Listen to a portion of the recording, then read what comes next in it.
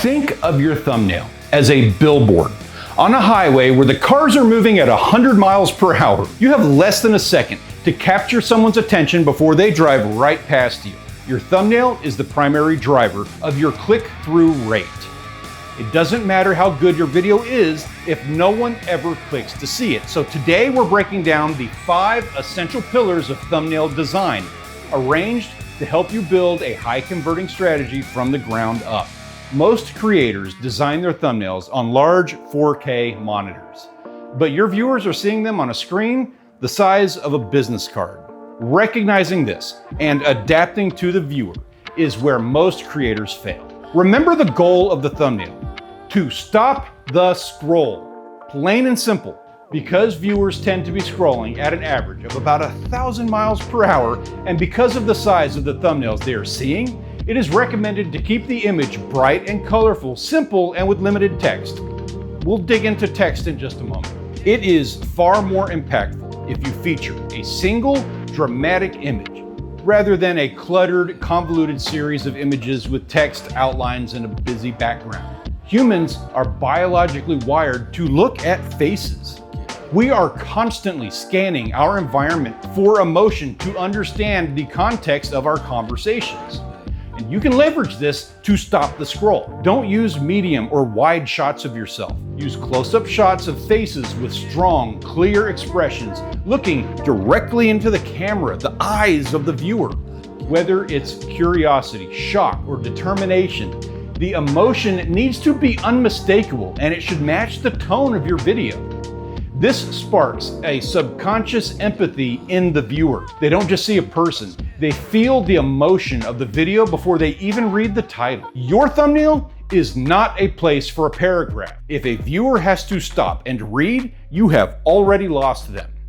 Follow the rule of 4. Limit your thumbnail text to 4 words or less.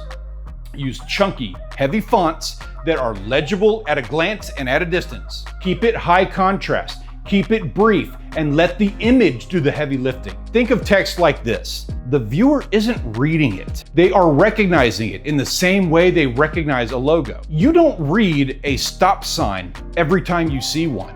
You recognize it. The same holds true of text in a thumbnail. Using a single word or short phrase, like free and uncensored or canceled, to make an impactful, curiosity-invoking statement about the photo so that you can catch the viewer's attention enough so that they'll read the title. Speaking of titles, don't be redundant. A good rule of thumb is that if you say something in the title, you should avoid repeating that statement in the thumbnail. YouTube overlays a timestamp, the video duration, in the bottom right corner of every thumbnail. There is no reason to have any text or graphics in this section. If you do, it will be covered by the time code and your message will be lost. Always frame your focal point to the left or center to ensure your billboard remains unobstructed on every device. Once you have the basics down, you can use visual cues to direct the viewer's eye and thought process exactly where you want it. Simple elements like a bright arrow or a line dividing 2 halves of a thumbnail can act as a visual magnet, highlighting the most important part of the frame or giving context to the before and after aspect of the story presented in your video.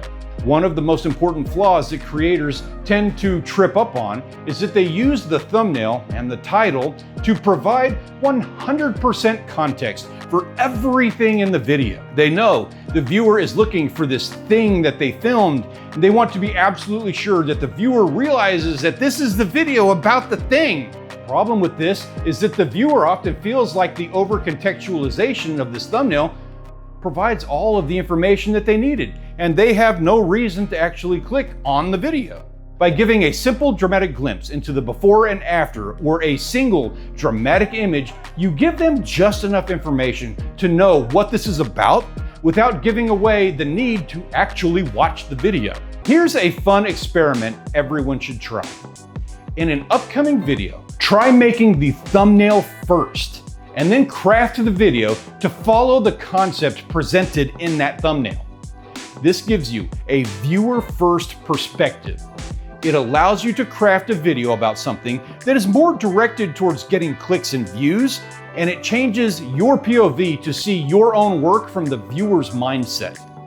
A lot of pro creators do this regularly, and it can be a fun, eye-opening approach to help freshen up your channel. See what happens. Please consider subscribing. If you found it valuable, there's an entire series of these quick tip videos coming, and it would be an absolute pleasure to have you along for the ride on this channel. Thank you for being here with me today, and I look forward to seeing you in the next one.